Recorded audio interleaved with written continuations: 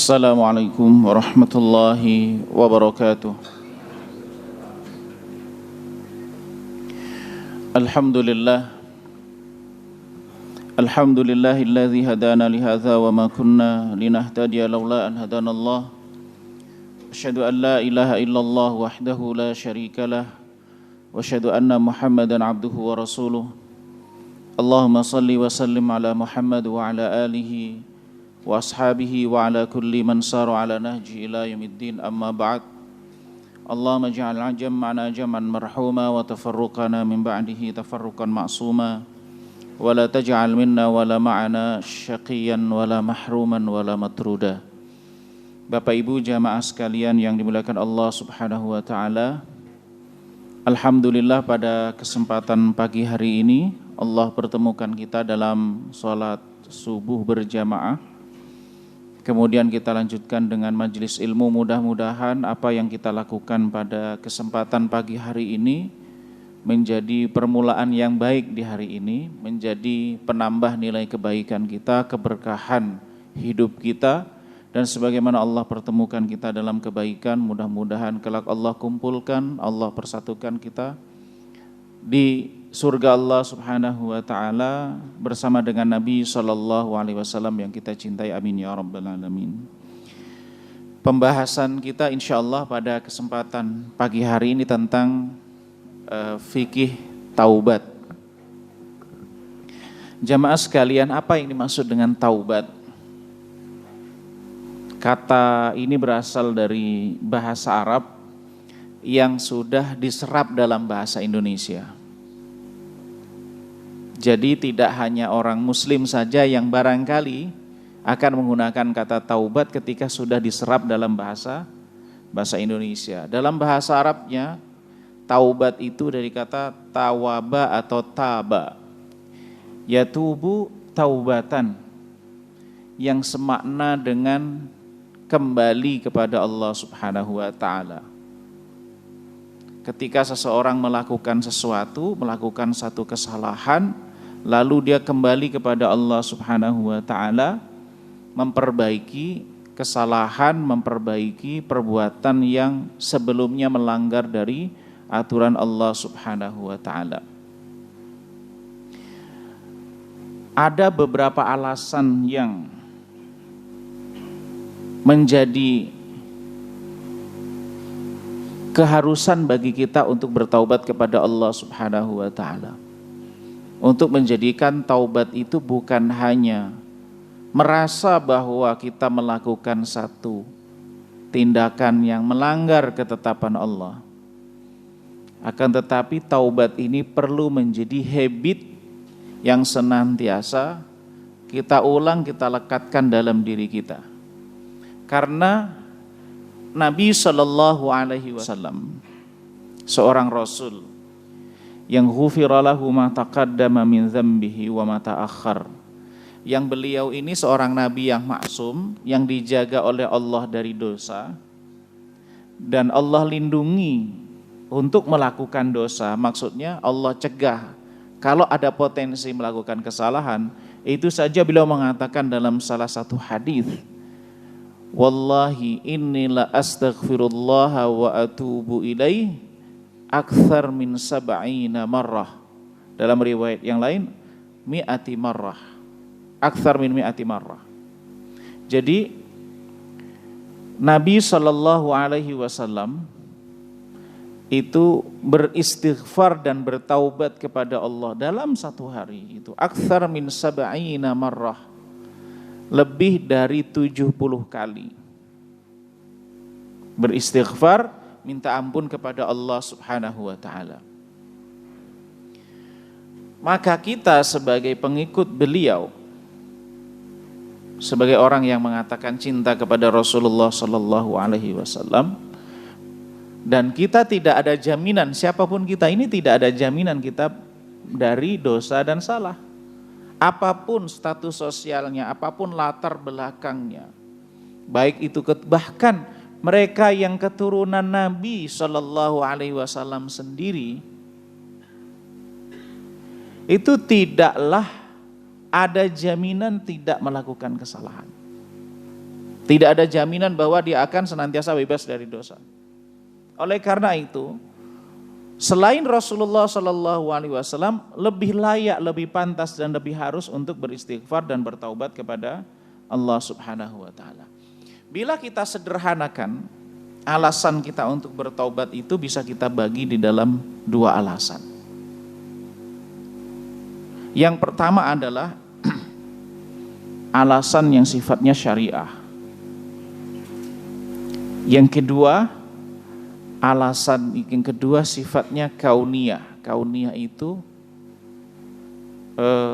kalau syariah adalah agama, kalau kauniyah ini adalah apa bahasa Indonesianya. Jadi karena kita ini sebagai manusia dengan segala tabiat fitrahnya yang Allah Subhanahu wa taala ciptakan dengan satu tabiat, dengan satu keadaan, maka keadaan yang melekat dengan diri kita itu ternyata juga menjadi alasan kita untuk senantiasa bertaubat kepada Allah.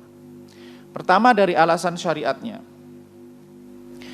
Apa yang melatar belakangi kita secara syariat, secara agama untuk senantiasa beristighfar? Yang pertama, luasnya kasih sayang Allah Subhanahu wa taala.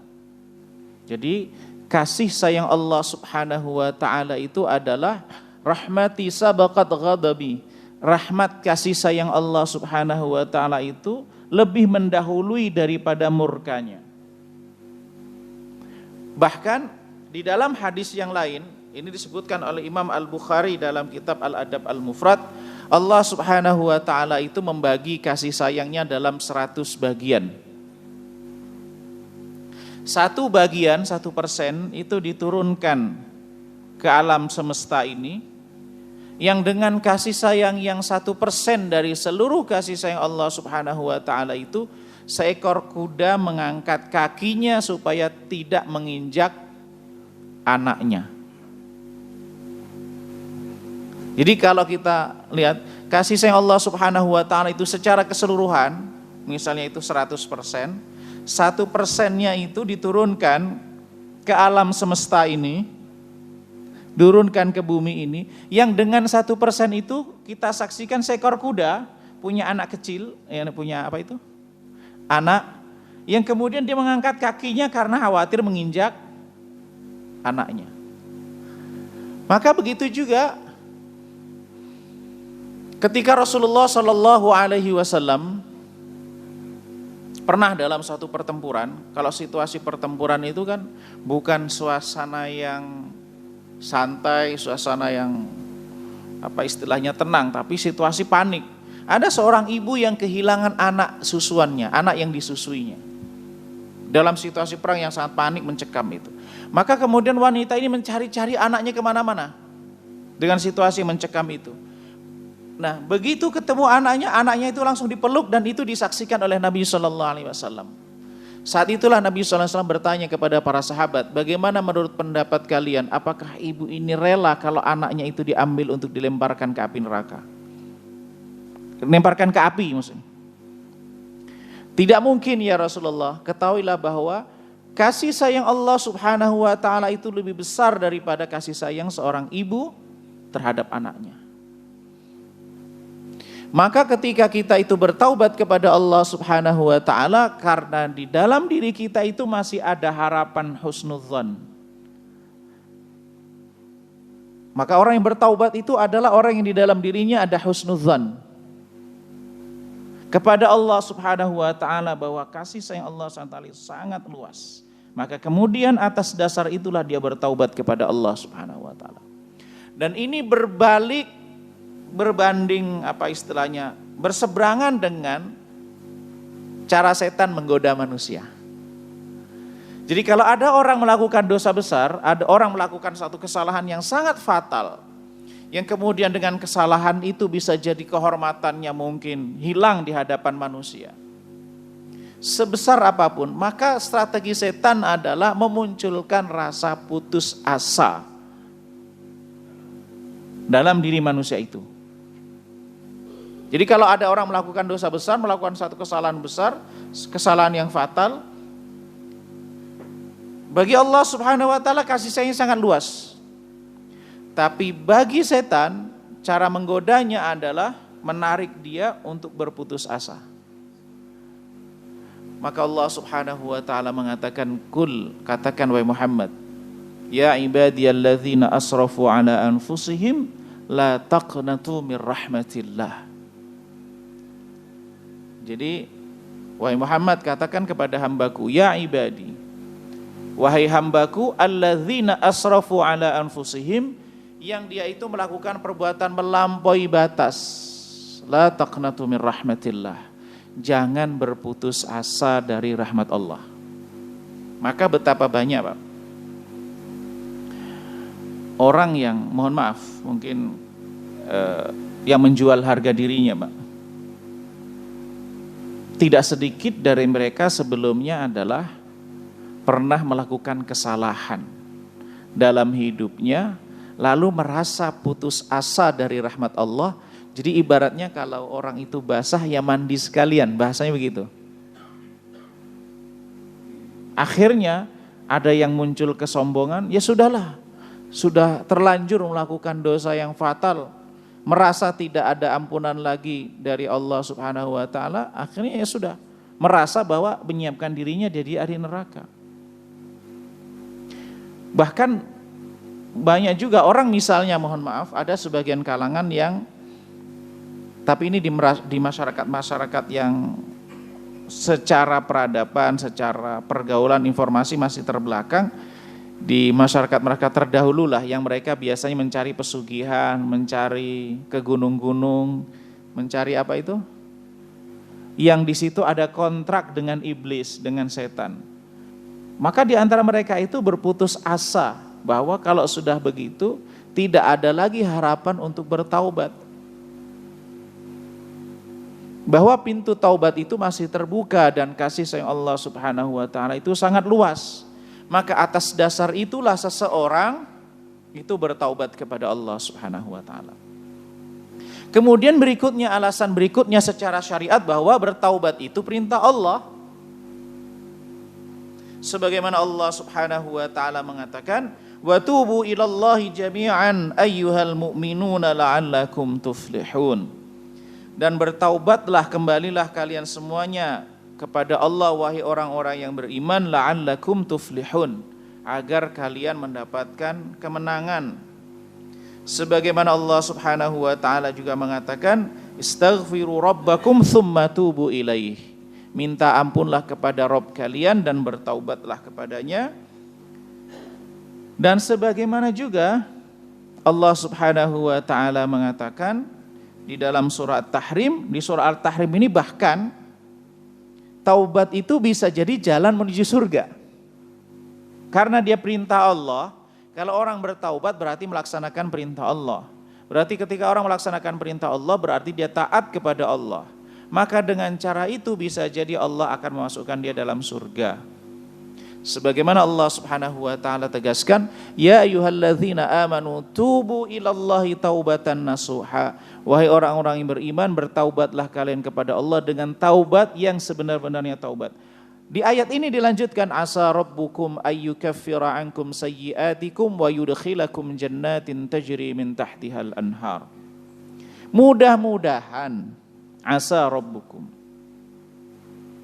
Jadi mudah-mudahan dengan taubat itu Rabb kalian akan menghapus kesalahan kalian. Wa yudkhilakum jannatin tajri min tahtihal anhar, dan memasukkan kalian ke dalam surga yang mengalir sungai-sungai di bawahnya. Artinya bahwa ketika orang itu bertaubat, sejatinya taubat ini bagian dari perintah Allah. Kan barangkali ya di antara kita itu berpikir begini, karena saya melakukan kesalahan, maka saya bertaubat begitu. Jadi kadangkala kita merasa bahwa bertaubat ini karena kesalahan kita. Itu saja motifnya. Padahal sesungguhnya ketika kita itu bertaubat, benar bahwa itu dilatar belakangi oleh kesalahan kita, tetapi juga ini bagian dari perintah Allah kalau kita itu melakukan kesalahan untuk kembali. Kan ada dua persepsi yang mungkin muncul begini Pak. Kalau ada orang melakukan kesalahan, ada dua kemungkinan. Anda salah, ya sudah terserah Anda. Nah, gitu. Kalau Anda mau kembali ya silakan, kalau nggak mau ya silakan. Ada persepsi begitu kan? Ada mungkin bisa persepsi. Yang kedua, persepsi begini. Anda melakukan kesalahan atau kita melakukan kesalahan, kalau melakukan kesalahan kembalilah. Nah, konteksnya bahwa orang bertaubat itu yang ini. Bukan misalnya orang melakukan kesalahan, ya sudah terserah kamu. Kalau mau kembali saya terima, kalau nggak kembali ya silakan. Bukan begitu. Tapi sebenarnya adalah ketika orang itu melakukan kesalahan, Allah Subhanahu wa taala itu senang dan menginginkan dia kembali. Ketika dia kembali itu berarti menyambut perintah Allah. Dan ternyata jamaah sekalian, di surah Ali Imran itu unik juga. Ketika Allah mengatakan wasari'u ila maghfiratin min rabbikum wa jannatin 'arduhas samawati wal ard u'iddat lil muttaqin. Bersegeralah menuju ampunan Allah dan surganya yang dipersiapkan untuk orang-orang yang bertakwa. Ternyata ada 3 indikator orang takwa, yaitu produktif, alladzina yunfiquna fis sarra'i wad dharra, yaitu senantiasa berinfak dalam kondisi senang maupun susah. Wal kadhiminal ghaidha wal 'afina 'anil nas, yang kedua menahan amarah dan bukan hanya menahan amarah, mampu memaafkan orang lain. Yang ketiga, ini yang ada hubungannya dengan tema kita pada pagi hari ini. Walladzina idza fa'alu fahishatan aw zalamu anfusahum dzakarullaha fastaghfaru lidzunubihim wa may yaghfiru dzunuba illallah wa lam yusirru 'ala ma fa'alu wa hum ya'lamun.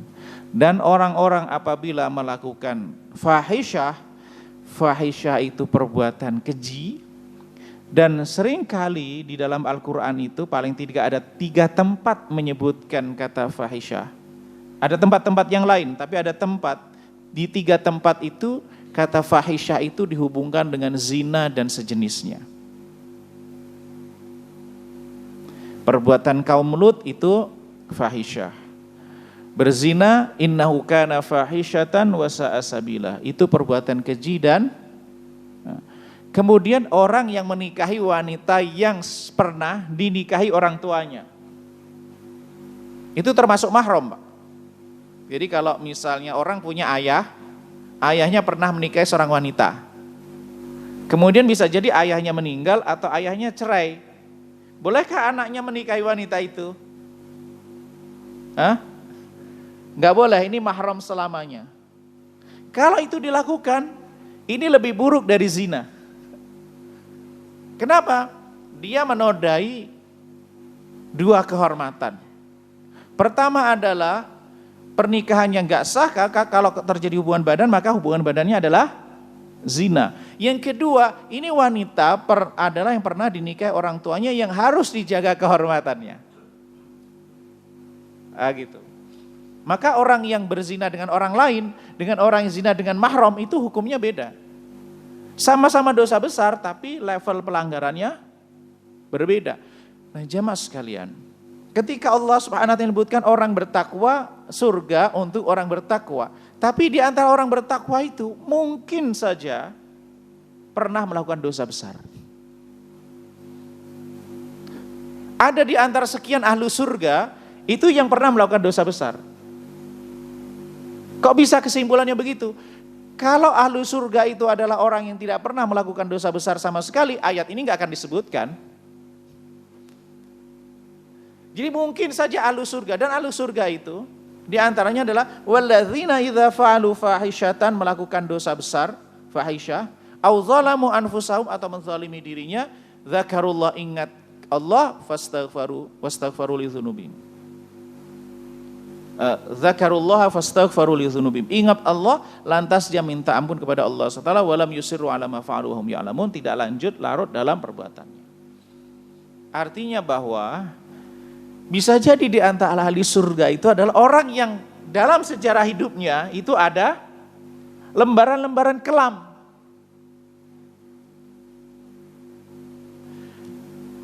Maka kita itu sebagai manusia, Pak, boleh menilai perbuatan ini salah. Perbuatan ini dosa, perbuatan ini dosa besar, perbuatan ini bisa mengeluarkan seorang dari Islam. Tapi kita tidak menghukumi dia ini ahli surga atau ahli neraka, karena itu hanya Allah yang tahu. Kecuali dalam hal-hal yang memang sudah Allah definitifkan. Misalnya, dalam keyakinan seorang muslim, orang yang meninggal dalam keadaan tidak beriman kepada Allah dan Rasulullah, maka dia bukan ahli surga, karena itu disebutkan dalam eksplisit dalam Al-Quran. Kalau itu meyakinkan secara zahir dia meninggal dalam keadaan yang semacam itu, berarti dia bukan termasuk ahli surga. Karena di Al-Quran sudah disebutkan secara eksplisit. Itu di antara alasannya. Dan alasan berikutnya, kenapa seorang itu perlu bertaubat, perlu kembali kepada Allah. Selain itu sunnah Rasulullah SAW juga kita sebutkan bahwa Nabi SAW itu beristighfar dan bertaubat kepada Allah lebih dari 70 kali. Berikutnya juga, bertaubat itu adalah untuk menarik kasih sayang Allah Subhanahu wa taala dan cinta Allah Subhanahu wa taala.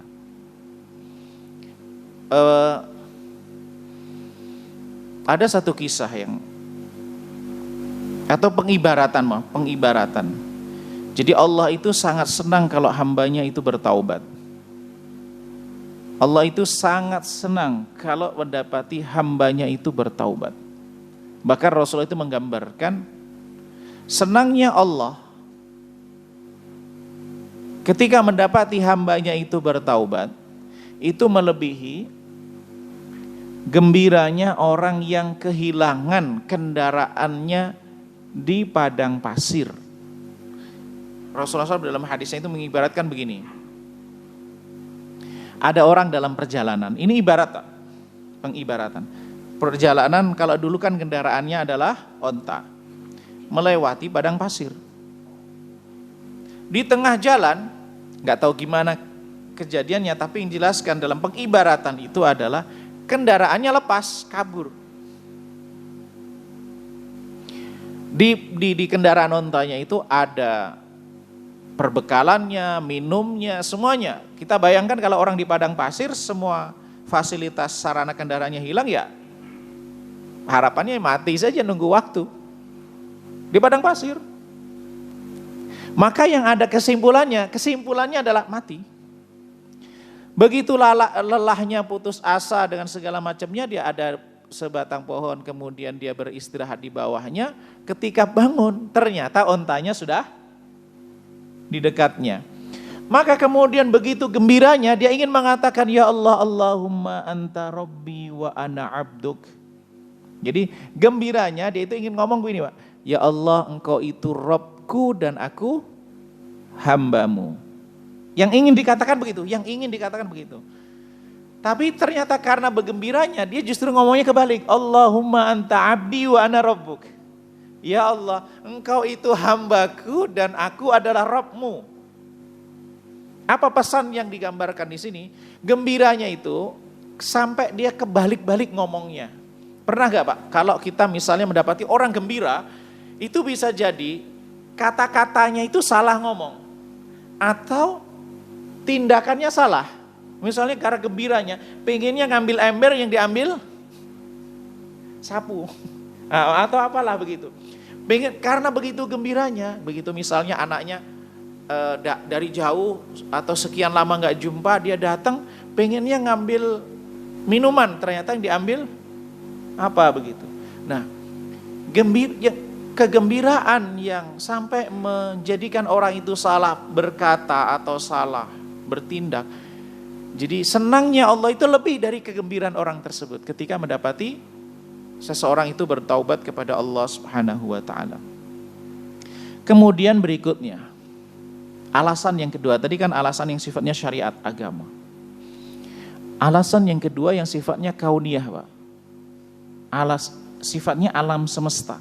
Alam semesta ini maksudnya diri kita ini sebagai satu bagian dari makhluk Allah Subhanahu wa taala yang ada di alam semesta ini. Ternyata taubat itu itu ada korelasinya dengan tabiat sunatullah yang Allah Subhanahu wa taala tetapkan di alam semesta ini. Bahwa Allah Subhanahu wa taala menetapkan manusia itu tidak sempurna. Kesempurnaan itu hanya milik Allah. Kesempurnaan itu hanya milik Allah. Maka Allah tidak menghendaki kesempurnaan bagi makhluknya. Oleh karena itu, karena syariat ini untuk makhluk maksudnya adalah agama ini kan untuk manusia. Maka agama ini mengakomodir segala kelemahan, segala kekurangan yang ada dalam diri manusia. Nah, taubat ini adalah bagian dari syariat yang mengakomodir kekurangan dan kelemahan yang ada dalam diri kita. Bahkan kelemahan, kekurangan ini kan pernah terjadi pada Nabiullah Adam alaihissalam. Coba lihat. Ini beliau, Nabiullah Adam itu kan manusia yang pertama kali diciptakan. Kemudian diajarkan ilmu oleh Allah secara langsung. Bahkan malaikat Allah perintahkan sujud kepada Nabiullah Adam alaihissalam. Tapi ditempatkan di surga, cuman pesannya satu. Wala taqraba hadhihi syajarah. Jangan dekati pohon ini. Silakan makan semuanya yang ada di fasilitas yang ada kecuali satu pohon ini jangan dekati. Lalu datanglah setan yang menggoda dan tergoda. Dan ternyata kata-kata setan itu yang menyebabkan Nabiullah Adam alaihissalam tergoda itu adalah kata-kata ini. Wa qasamahuma inni lakuma laminan nasihin. Iblis itu bersumpah atas nama Allah. Inni lakuma laminan nasihin. Saya datang kemari untuk memberikan nasihat. Maka tidak semua orang yang datang dengan kata-kata yang indah di dalam hatinya adalah sebagaimana peristiwa ini pernah terjadi. Wa qasamahuma, bersumpah atas nama Allah kepada keduanya Adam dan Hawa, inni lakuma, sesungguhnya aku datang kemari ini. Gitu. Kalau bahasa kita, Pak, saya ini jauh-jauh loh datang, sudah diusir jauh-jauh datang kemari. Gitu. Sebenarnya nggak ada maksud lain, cuman memberikan kamu nasihat. Nasihat apa? Sebenarnya nasihatnya itu sebenarnya sudah bersumpah memberikan nasihat. Sesungguhnya Allah itu nggak ingin kamu kekal di sini. Makanya kamu dilarang makan buah itu, makan pohon itu. Kalau kamu ingin kekal, makanlah buah dari pohon keabadian ini, maka namanya syajaratul khuldi. Pohon keabadian. Kalau kamu makan jadi abadi. Nah, bahasanya gitu. Jadi memberikan nasihat. Nah gitu. Jadi tabiat manusia lemah. Kita ini lemah, potensi melakukan kesalahan. Maka agama memberikan ruang mengakomodir kelemahan itu.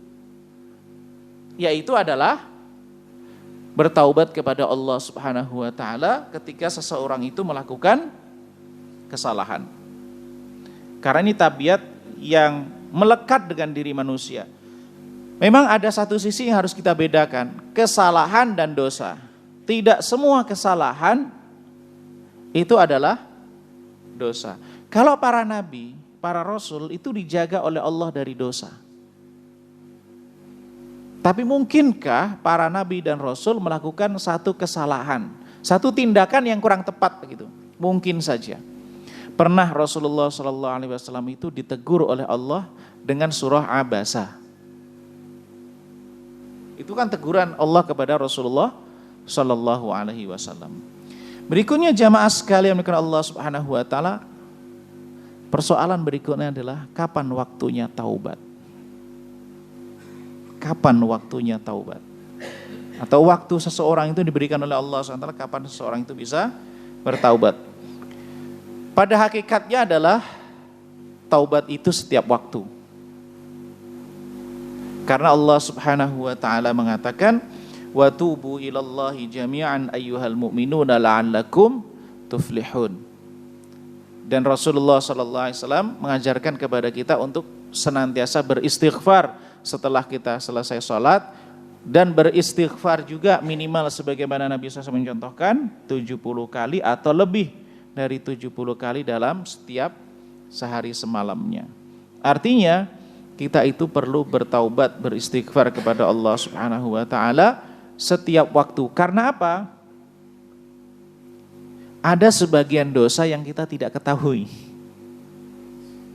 Kita itu melakukan dosa tapi kita nggak nyadar melakukan dosa. Karena kita sadar bahwa kita ini lemah.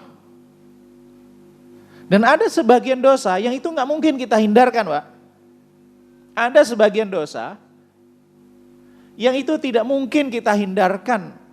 Kecuali kita harus mengorbankan banyak hal untuk menghindari dosa itu. Contohnya, kalau Bapak Ibu pergi keluar rumah nih, keluar rumah, apakah melihat sesuatu yang nggak boleh dilihat? Hah? Banyak. Dosa nggak? Ya kita akui saja itu dosa. Itu nggak boleh. Tapi konsekuensinya adalah ada dokumen kita nutup mata, nggak mungkin. Nunduk pandangan ke bawah kena, ke atas juga kena.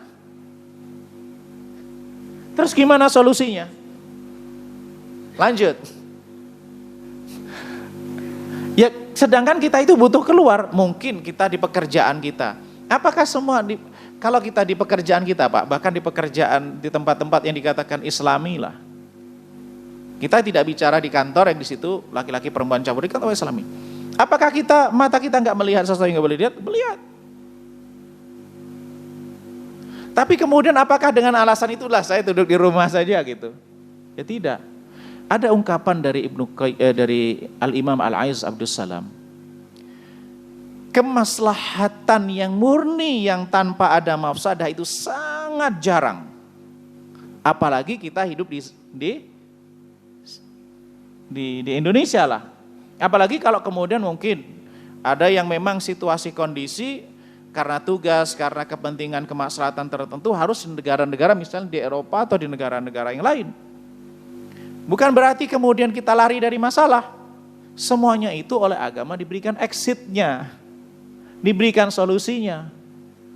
Kalau dosa-dosa yang nggak mungkin kita hindarkan, yang sangat erat dengan kehidupan kita sehari-hari, insya Allah exitnya melalui wudhu kita, melalui sholat 5 waktu kita, melalui sholat jamaah, melalui langkah ke masjid, insya Allah itu akan menjadi mukafirat, menjadi penghapus kesalahan-kesalahan yang dilakukan, yang memang kita dalam kehidupan sehari-hari nggak mungkin lepas dari itu semuanya.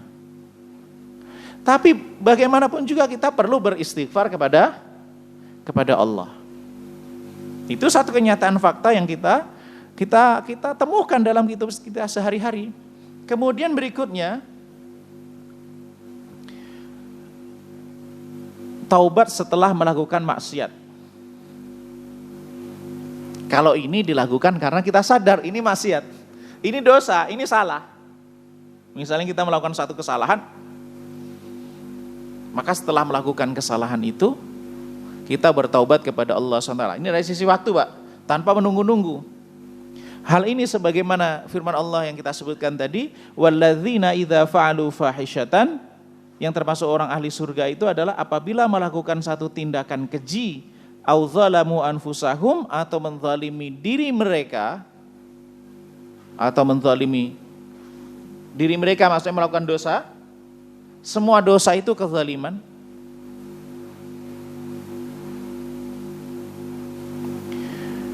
Zakarullah, ingat Allah. Fastaghfaru li dzunubihim, lalu minta ampun kepada Allah Subhanahu wa taala. Artinya setelah maksiat melakukan taubat, istighfar. Setelah melakukan satu, astagfirullah, mohon ampun gitu. Bisa jadi orang melakukan hanya lisannya saja, tapi ya itu lebih baik daripada tidak melakukan sama sekali. Mudah-mudahan dengan ucapan lisan itu kemudian sampai ke hati. Dan diajarkan oleh Nabi Shallallahu Alaihi Wasallam salat taubat. Ini yang dilakukan setelah orang melakukan maksiat dan sadar itu maksiat.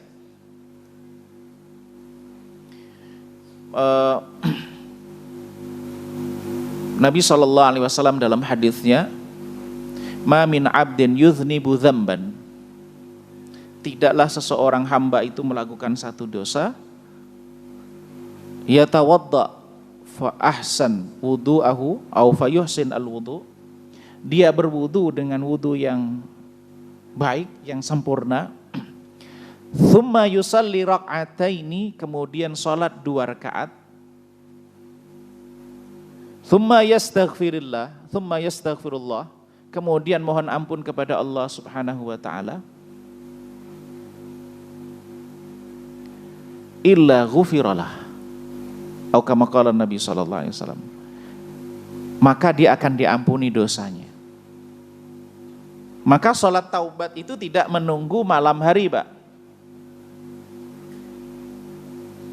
Jadi misalnya ini orang sadar, ini maksiat, ini satu kesalahan, tidak perlu menunggu malam hari untuk salat taubat. Tapi berdasarkan hadis itu, ketika orang sadar bahwa ini satu kesalahan, misalnya ini satu maksiat, dan ingin salat taubat, ya setelah itu dia berwudu dan salat 2 rakaat, beristighfar kepada Allah Subhanahu wa taala. Mudah-mudahan dengan itu Allah Subhanahu wa taala ampuni dosanya. Kemudian waktu taubat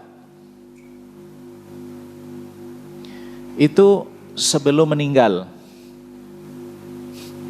Jadi kalau saya sebutkan tadi kan lebih ini, bahwa ada hadis Nabi sallallahu alaihi wasallam, bahwa Nabi sallallahu alaihi wasallam, innallaha azza wa jalla yaqbalu taubatal abdi ma lam yugharghir. Hadis ini sampaikan Umar ibn Khattab dari Nabi SAW, sebagaimana disebutkan Imam At-Tirmidzi, bahwa Allah itu menerima taubat seseorang malam yugharghir. Allah Subhanahu wa taala itu menerima taubat seseorang selama nyawa belum di tenggorokan. Yugharghir itu nyawanya sudah tenggorokan, berarti dia sekian persennya sudah meninggal dunia. Jadi nyawa itu sudah tarik sampai tenggorokan, sebagaimana kayak kisahnya Fir'aun itu. Ketika dia mengakui Tuhannya Musa, tapi nyawanya sudah yugharghir. Jadi selama nyawa belum sampai tenggorokan, maka kesempatan itu terbuka bagi seseorang untuk bertaubat. Kemudian yang keempat, waktu bertaubat itu sebelum matahari terbit dari barat. Cuman gak semua orang ini akan mengalami ini, karena ini bertanda hari kiamat. Sebagaimana Allah Subhanahu wa taala mengatakan, man taba qabla an tatlu'a asy-syamsu min maghribiha taballahu alaihi. Barang siapa yang bertaubat sebelum matahari terbit dari barat, maka Allah akan menerima taubatnya. Tapi kalau matahari sudah terbit dari barat, maka taubat seseorang tidak lagi diterima oleh Allah Subhanahu wa taala. Dan selama belum itu terjadi, selama nyawa masih ada di dalam diri seseorang, sebelum matahari terbit dari barat, Allah Subhanahu wa taala menerima taubat hambanya, sebagaimana disebutkan Nabi sallallahu alaihi wasallam, innallaha yabsutu yadahu liyatuba musii'un nahar. Allah itu membentangkan tangannya pada malam hari agar orang yang melakukan kesalahan di siang hari itu bertaubat.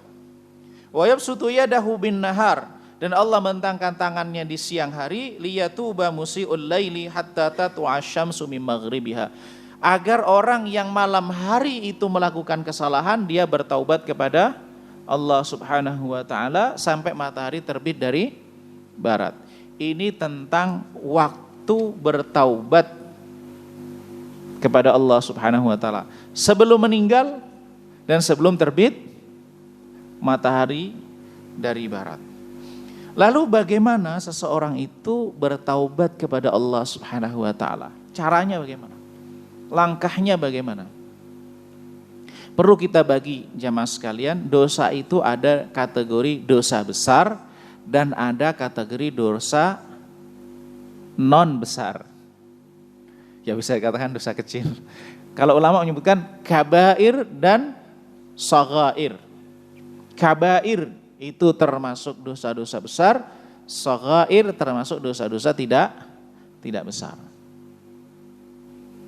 Apa ciri-cirinya dosa besar? Yang dimaksud dengan dosa besar menurut pandangan Ibnu Taimiyah rahimahullah ta'ala, ciri-cirinya, di antara cirinya adalah dosa yang Allah ancam pelakunya. Ancamannya apa? Ancaman hukuman di akhirat atau hukuman di dunia, atau bukan hanya ancaman hukuman, atau kecaman. Jadi kalau ada satu perbuatan itu dikecam pelakunya, maka termasuk dosa besar. Contohnya makan harta anak yatim, itu termasuk dosa besar. Karena Allah ancam bahwa mereka itu adalah memakan api neraka di dalam perutnya. Sebagaimana juga termasuk dosa besar adalah yang disebutkan kata wail. Wail itu celakalah. Wailul lil mutaffifin, celakalah bagi orang yang melakukan tatfif. Yaitu apa? Kalau dia itu orang menimbang untuk dia pengennya sempurna, tapi kalau menimbang untuk orang lain, termasuk adalah dosa besar itu syahadatuz zur, kesaksian palsu. Bukan alamat palsu, kesaksian palsu. Itu termasuk dosa besar. Dan banyak dosa besar, kalau kita lihat ada satu perbuatan, pelakunya itu diancam terhadap laknat atau hukuman di dunia, termasuk mencuri itu termasuk dosa besar. Kenapa? Karena pelakunya dihukum, termasuk hudud. Minum khamr itu termasuk dosa besar. Nah, kalau dosa-dosa besar ini penanganannya ekstra. Berbeda dengan shaghair, dosa-dosa yang tidak masuk kategori dosa besar, insya Allah itu diampuni dengan wudu, diampuni dengan sholat, diampuni dengan kebaikan. Karena satu kebaikan, ini satu kasih sayang Allah kepada orang yang beriman, Pak.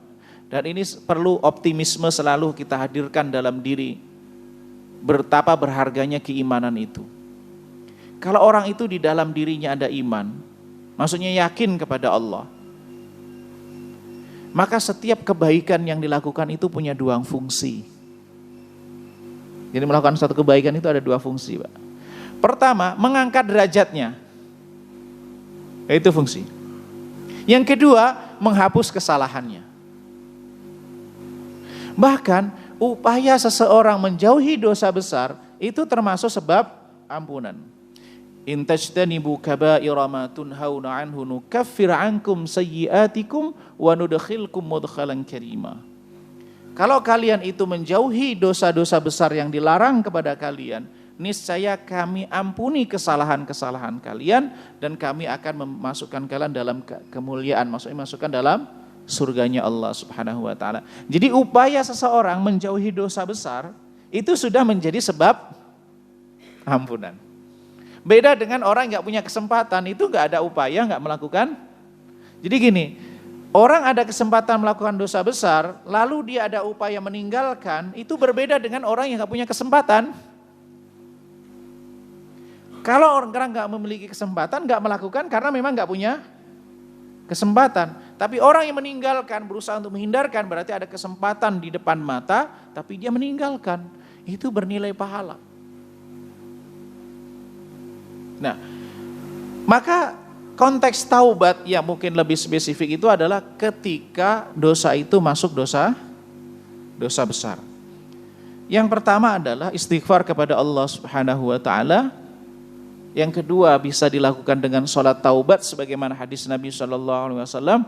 Tidaklah orang itu melakukan dosa dzambin yuznibu dzamban, melakukan satu dosa, kemudian dia berwudu dengan wudu yang sempurna, lalu sholat 2 rakaat, lalu beristighfar, minta ampun kepada Allah Subhanahu wa taala, niscaya akan diampuni dosanya. Kemudian berikutnya meninggalkan dosa itu, berupaya untuk meninggalkan dosa itu, berniat meninggalkan. Meskipun nanti akan terulang lagi, itu urusan nanti. Jadi kan kadang-kala orang kalau bertaubat lalu mengulangi, taubatnya nanti nggak diterima. Enggak, Pak. Bertaubat, adapun nanti dia akan mengulangi, itu urusan nanti. Yang penting sekarang taubat dulu. Nanti mengulangi bagaimana? Ya taubat lagi. Karena rahmat Allah itu sangat luas. Meskipun seseorang itu yakin ya sekarang melakukan, mungkin dia besok akan mengulangi lagi. Besok akan mengulangi lagi. Adanya potensi dia mengulanginya perbuatan tersebut, jangan sampai menjadi sebab dia untuk bertaubat. Paham maksudnya ya? Adanya potensi orang untuk mengulangi lagi perbuatan dosa itu, jangan sampai menjadi penghalang seseorang untuk bertaubat. Karena apa? Ketika seorang itu bertaubat, lalu ngulangi lagi, lalu bertaubat lagi, ngulangi lagi, kasih sayang Allah itu lebih luas dari semua itu. Maka ini bahayanya kadang-kadang kalau sebagian ceramah yang kadang-kadang orang kalau melakukan kejahatan atau dia bertaubat tapi setelah itu mengulangi lagi, sia-sia semua taubatnya. Ini bahaya, Pak. Jadi menjadi orang putus asa dari taubat, dari kasih sayang Allah Subhanahu wa taala. Baru kemudian berikutnya persoalan hak.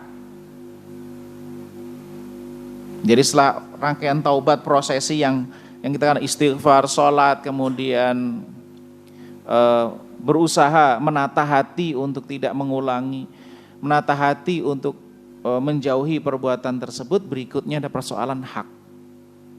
Taubat itu ada dosa yang terkait dengan Allah Subhanahu wa taala, ada dosa yang terkait dengan makhluknya atau dengan manusia. Maka kedua-duanya ada hak. Ada hak Allah kalau orang melakukan dosa dan dosa ini terkait dengan Allah Subhanahu wa taala, maka ada hak-hak yang berhubungan dengan Allah. Ketika orang melakukan dosa dan dosa itu ada hubungannya dengan manusia, maka ada hak-hak yang berhubungan dengan manusia.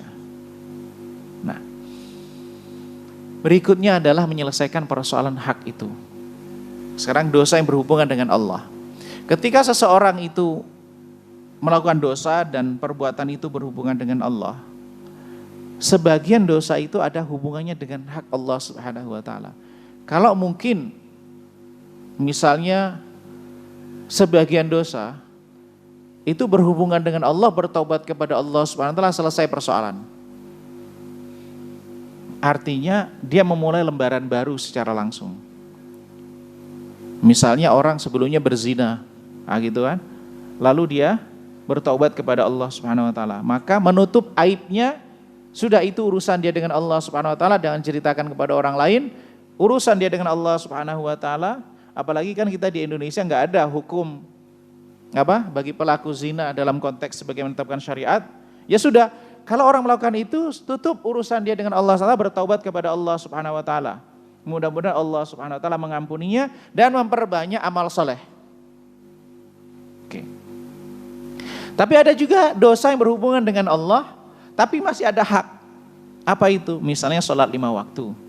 Misalnya dulu orang yang dia nggak mau sholat lah. Atau sholat itu urusan, sholat nomor berapa, Pak? Sholat nomor 2 kan begitu. Ya memang sholat rukun Islamnya nomor 2 gitu. Pokoknya urusan ini lebih penting. Sholat dianggap tidak terlalu penting. Akhirnya sepanjang masa muda, mungkin masih masa-masa muda, masa-masa nakalnya, sebelum hijrah dia pernah meninggalkan sholat sekian-sekian atau bahkan gak sholat. Bagaimana ini taubatnya? Ini kan ada hak dengan Allah SWT. Ulama berbeda pendapat terkait dengan orang yang dulu pernah meninggalkan sholat 5 waktu. Jumlahnya udah gak terhitung nih, Apakah harus qadha? Itu kan pertanyaan. Ulama berbeda pendapat dalam masalah ini. Sebagian besar ulama mazhab, terutama dalam mazhab Syafi'i, berpendapat di qadha sesuai dengan waktu yang dia ingat. Yang dia nggak ingat ya sudah istighfar, mohon ampun kepada Allah Taala. Dia ingatnya berapa dulu yang ditinggalkan, berapa tahun dia nggak sholat, tidak sholat sama sekali. Dalam pandangan ulama mazhab, sebagian besar ulama mazhab mengatakan di qadha. Itu pandangan pertama, Pak ya. Dan pandangan mazhab Syafi'i begitu. Cara qadanya bagaimana? Ya tidak harus bisa ketika dia selesai sholat kemudian dia mengqadha, tidak ada panduan spesifik tentang qadha sholat yang masa lalu yang sudah lewat. Enggak ada hadisnya secara spesifik. Yang ada tentang qadha itu, yang ada qadha hadisnya itu, orang misalnya ketiduran sholat subuh lewat, lalu bangun-bangun matahari sudah tinggi. Bagaimana caranya? Ya wudu terus sholat subuh. Atau lupa. Nabi itu pernah lupa Pak pada perang Khaybar, lupa sholat asar bersama dengan para sahabat karena situasi panik. Ini bisa juga kejadian sama kita Pak, bukan karena sengaja. Mungkin kita itu biasanya sholat berjamaah, mungkin Pak. Lalu suatu ketika pada waktu sholat berjamaah itu, misalnya waktu asar, itu sedang dalam perjalanan. Oke deh, sholat saya sampai di rumah. Begitu sampai rumah, biasanya jam 4 itu sudah sholat asar. Mungkin gak terjadi. Kan orang biasanya kalau rutin sholat tepat waktu, jam 4 ya sudah sholat asar. Padahal dia tadi waktu sholat itu sedang di perjalanan, sampai rumah udah lupa. Ingatnya besok, oh ya kemarin tuh saya habis perjalanan, saya berarti belum sholat asar kemarin. Nah seketika itu ingat langsung sholat asar. Meskipun bukan di waktu asar. Itu yang ada memang kasusnya tentang qadha sholat. Adapun yang sampai sekian itu memang tidak dijelaskan secara definitif dalam hadis maupun di dalam Al-Quran. Yang kedua, pandangan sebagian ulama, ini pandangannya Ibnu Taimiyah, juga Syekh Yusuf Al-Qardawi.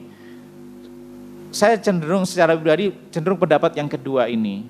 Untuk kasus-kasus yang ekstrim tadi, misalnya orang sepanjang atau masa mudanya pernah ya mungkin sekian tahun nggak sholat sampai nggak terhitung dan seterusnya, bertaubat kepada Allah Subhanahu Wa Taala, membuka lembaran baru dan memperbanyak sholat sunnah. Itu pandangan Ibnu Taimiyah rahimahullah taala. Pandangannya juga yang cenderung Syekh Yusuf Al-Qardawi, pandangan yang kedua itu di antara dasarnya adalah bahwa sholat itu kita mauquta, sholatnya sudah waktunya ditentukan. Tapi lagi-lagi memang ada khilaf. Yang kedua, ada hak Allah yang berhubungan dengan harta. Contohnya apa? Zakat, haji, apalagi ya? Nazar. Kalau ini bisa dilakukan, ini adalah ketika orang bertaubat, kewajibannya nggak gugur.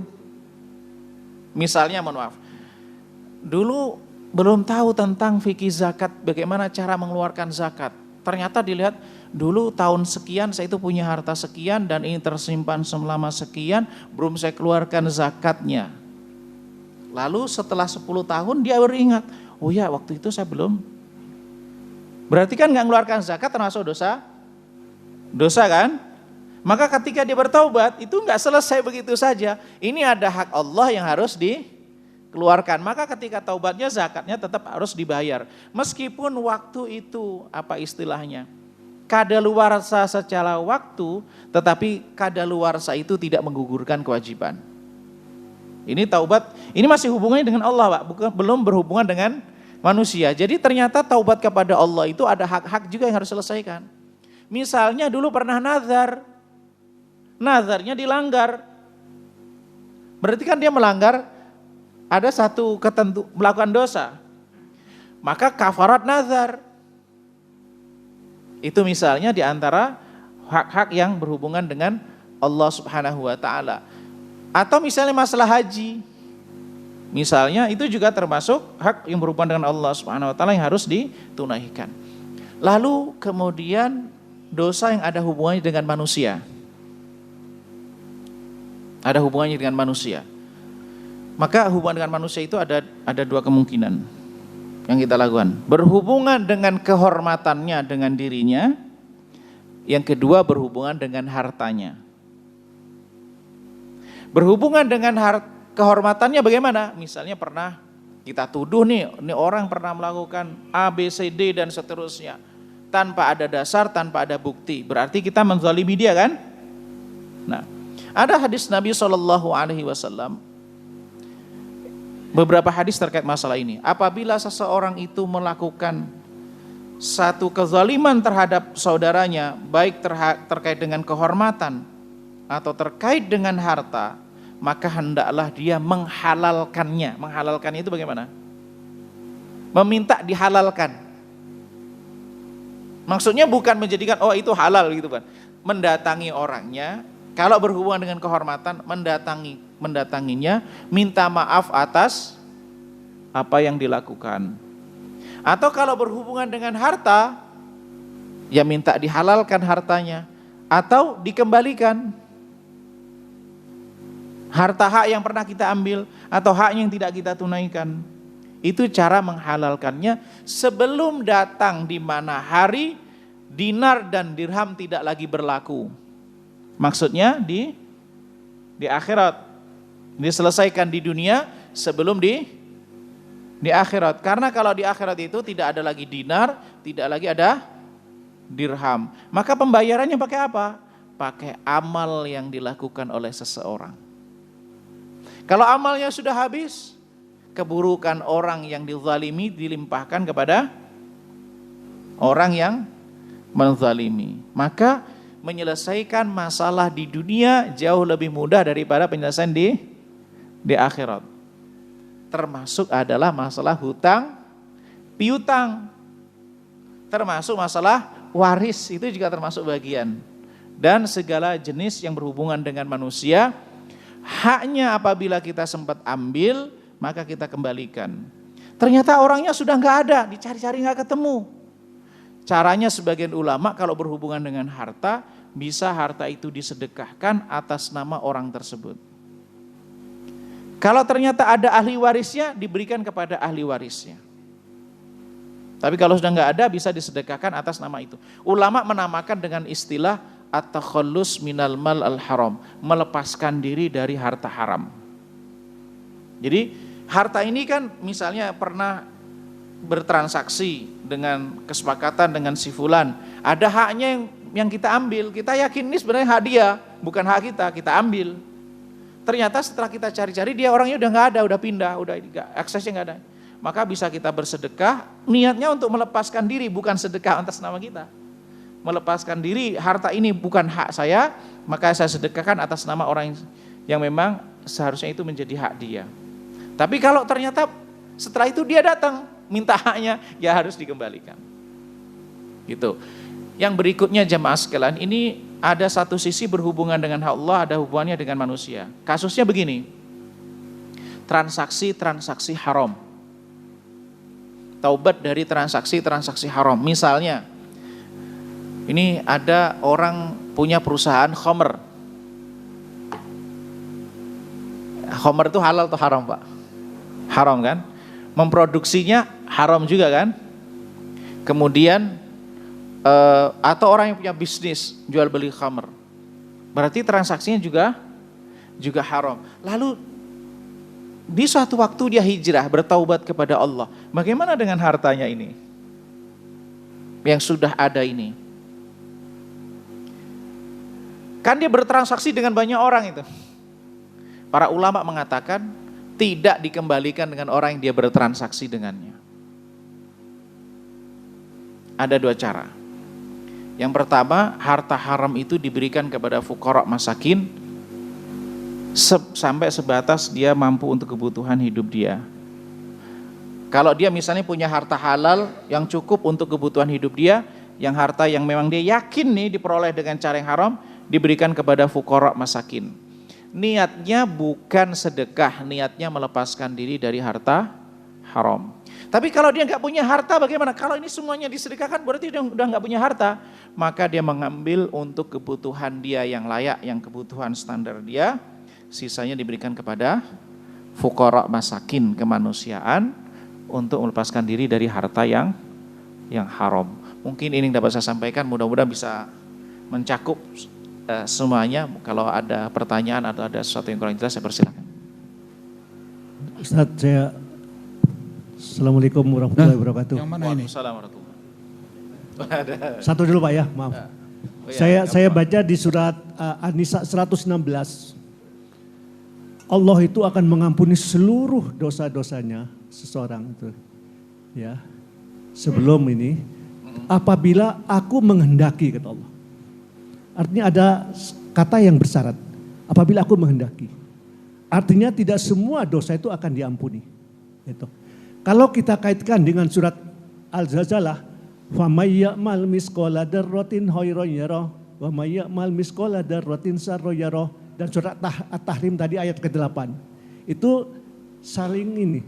Mohon pencerahan, ini tampaknya ada kontradiksi. Di satu pihak Allah menyatakan, kamu berdoa kepada aku akan niscaya beri. Tapi ada, apabila aku kehendaki. Kemudian, فَمَنْ يَعْمَلْ مِثْقَالَ ذَرَّةٍ خَيْرًا يَرَهُ. Kebaikanmu sebesar ini aku akan tunjukkan pada waktu nanti di akhirat. وَمَنْ يَعْمَلْ مِثْقَالَ ذَرَّةٍ شَرًّا يَرَهُ. Kejelekan pun aku akan minta pertanggungjawab. Ini sepertinya saya baca itu banyak sekali surat An-Nur dan sebagainya mengenai taubat. Mohon pencerahan, terima kasih. Iya, ditampung aja ya biar nanti langsung ditanyakan. Pertanyaan bagus Pak. Nah. Assalamualaikum warahmatullahi wabarakatuh. Assalamualaikum warahmatullahi. Pak Ustadz, ada 2 pertanyaan saya singkat. Pertama, apa esensinya atau maknanya selesai sholat orang beristighfar? Itu satu. Yang kedua, pernah kita mendengar ceramah dari seorang ustadz, kalau kita beristighfar akan menghapus semua dosa. Pertanyaan saya, kalau dosa syirik bagaimana? Apakah terhapus juga dengan istighfar? Saya kira itu saja singkat. Terima kasih. Assalamualaikum warahmatullahi wabarakatuh. Waalaikumsalam.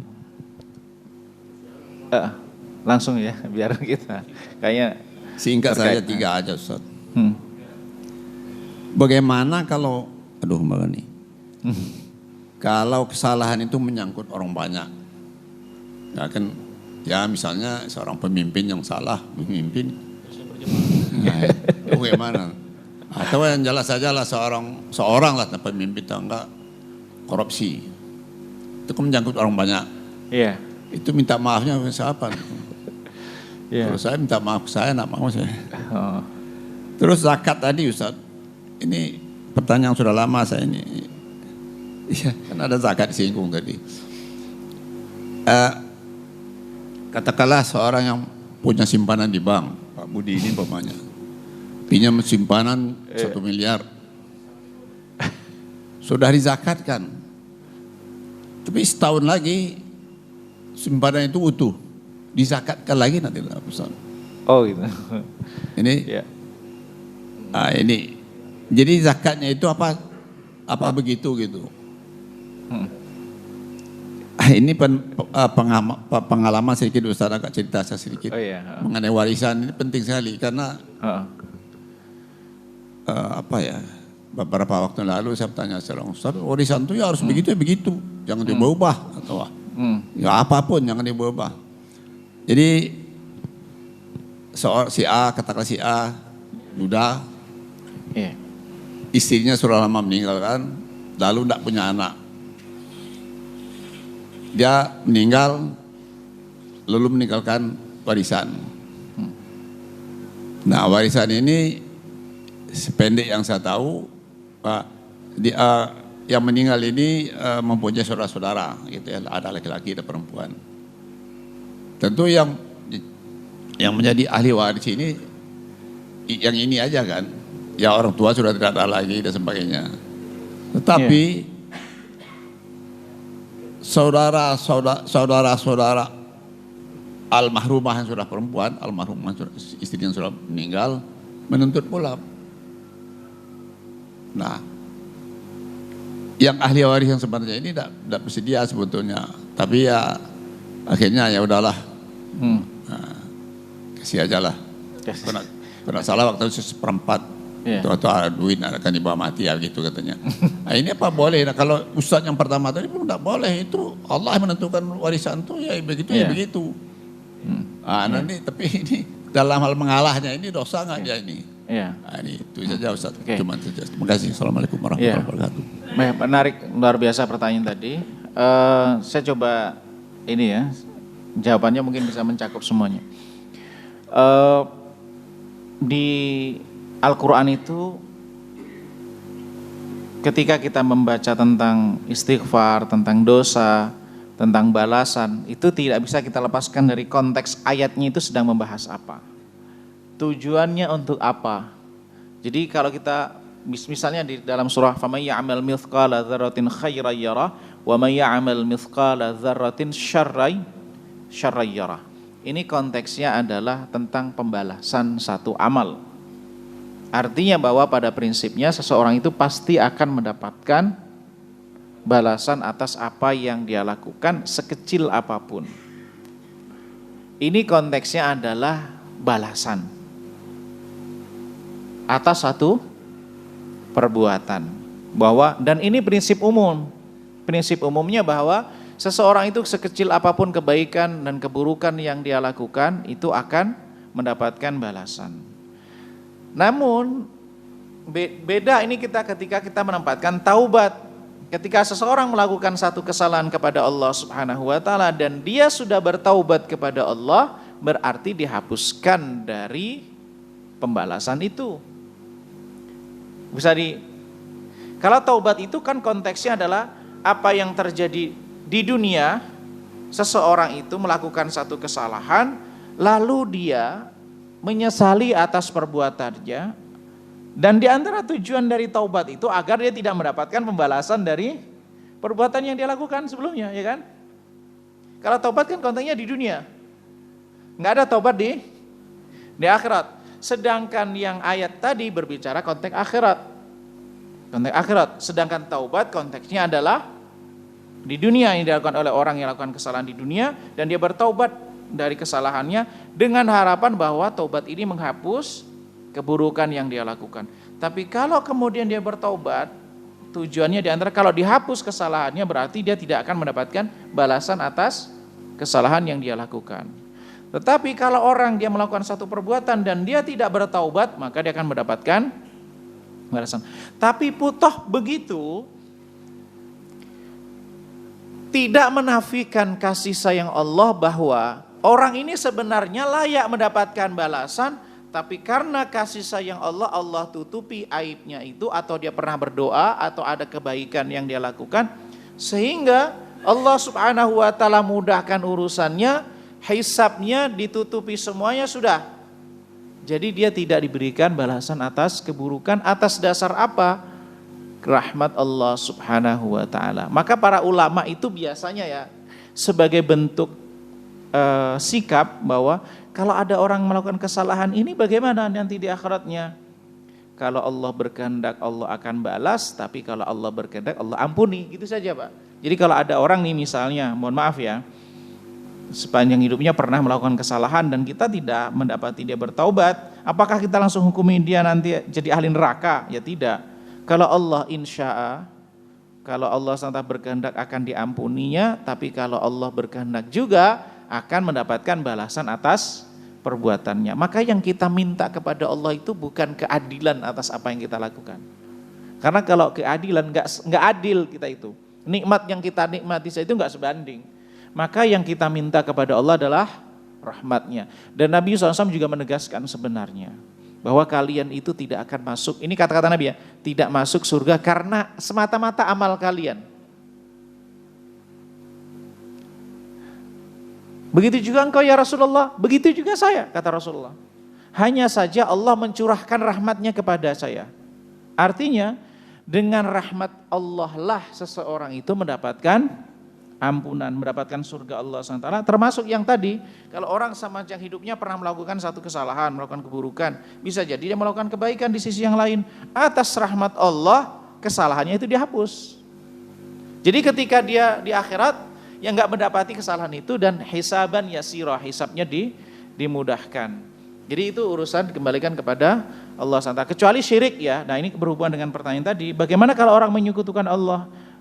Maka Allah mengatakan innallaha la yaghfiru ayyushraka bihi wa yaghfiru ma duna dzalika liman yasha. Allah tidak mengampuni dosa syirik dan Allah mengampuni dosa di bawah itu bagi yang dikehendaki. Tentu kembali kepada kehendak Allah Subhanahu wa taala. Kalau syirik bagaimana? Syirik itu ada yang tidak mengeluarkan seorang dari Islam dan ada yang mengeluarkan dari Islam. Yang dimaksud ini adalah kalau syirik mengeluarkan seseorang dari Islam berarti harus bersyahadat kembali. Bertaubat kepada Allah Subhanahu wa taala. Tidak cukup dengan amal soleh itu. Kan kalau dosa-dosa yang ini dengan amal solehnya insya Allah akan diampuni. Tapi kalau syirik, ya itu kalau dia mengeluarkan seorang dari Islam ya harus bersyahadat kembali. Itu yang membedakan antara syirik dengan dosa-dosa yang lain. Dan memang yang perlu kita hindarkan, prioritaskan itu, lebih baik kita itu menghindarkan perkara yang diperselisihkan, khawatir masuk dalam kesyirikan, daripada kita istilahnya menyederhanakan persoalan syirik sehingga kita khawatirnya terjebak dalam kesyirikan itu. Kemudian udah terjawab ya tadi yang apa lagi tadi mungkin saya bukan pertanyaan, nggak lupa. Nah, esensi dari istighfar yang pertama bahwa kita beristighfar karena itu yang dicontohkan Rasulullah dan diperintahkan. Pertama ya, bahwa ketika kita itu selesai sholat diperintahkan untuk istighfar oleh Rasulullah SAW, itu perintahnya Rasul. Di antara yang kedua adalah ya kita ini dalam aktivitas kita, penghambaan kita kepada Allah, sholat kita itu nggak ada yang sempurna. Kita itu nggak sempurna begitu. Maka kita mohon ampun kepada Allah SWT atas segala kelemahan dan kekurangan kita di dalam melakukan penghambaan kita kepada Allah Subhanahu wa taala. Kemudian yang tadi yang agak terakhir tadi, sebelum Pak Aris tentang apa tadi?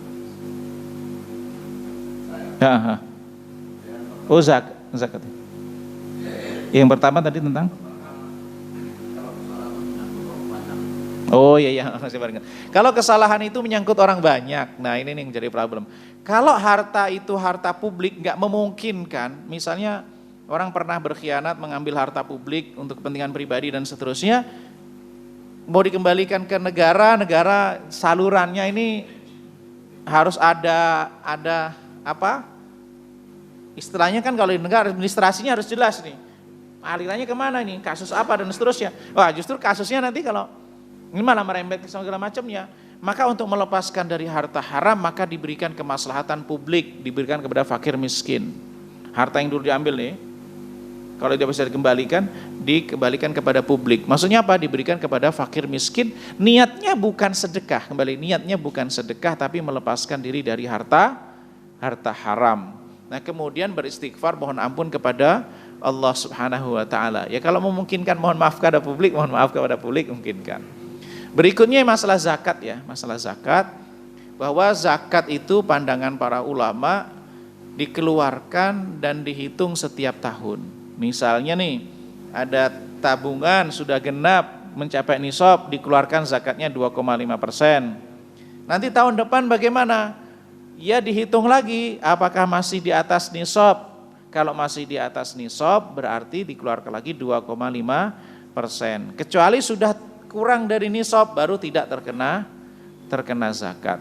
Itu cara penghitungan zakatnya. Gimana? 2,5%. 2,5% dari jumlah yang ada. Karena ini kadang memahaminya 2,5% setelah dikurangi nisab, bukan begitu. Kan kalau pajak begitu ya. Jadi misalnya ada angkanya 1 miliar ya, 2,5% dari 1 miliar. Kalau angkanya 500 juta berarti 2,5% dari 500 juta. Begitu cara menghitungnya setiap tahun. Kemudian berikut yang terakhir masalah warisan. Sebentar. Oh ya. Menyangkut zakat ini, bagaimana kalau umpama ini saya lihat lah gitu ya, saya lihat bukan pengalaman saya.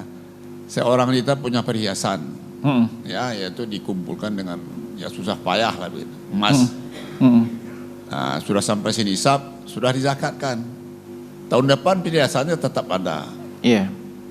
Untuk zakatkan lagi, ya memang harus zakat lagi, tapi dia orang yang perhiasan itu dicapainya itu dengan sangat sangat hemat yang lumayan lah begitu. Tidak ada uangnya gitu. Apakah perhiasannya jual gitu? Ada dua kemungkinan. Emas perhiasan itu untuk dipakai maka tidak terkena zakat. Yang kedua, emas perhiasan itu niatnya investasi maka terkena zakat. Kemudian yang kedua, kalau yang punya itu perempuan atau laki-laki. Ulama sepakat kalau yang punya emas perhiasan itu laki-laki wajib zakat. Kenapa? Karena laki-laki haram pakai emas. Gitu. Karena haram pakai emas, maka bukan perhiasan laki-laki. Meskipun bentuknya perhiasan, dia kan gak boleh pakai. Kalau pakai justru haram. Ulama sepakat, emas perhiasan yang dimiliki laki-laki wajib dikeluarkan zakatnya. Tapi kalau emas perhiasan yang dimiliki perempuan dan dipakai untuk keperluan dipakai, sebagian besar ulama mengatakan tidak terkena zakat. Memang ada yang berpendapat dikenakan zakat sekali saja. Itu terkait masalah perhiasan. Kalau yang punya perempuan dan dipakai. Kemudian masalah warisan mungkin agak kompleks ya.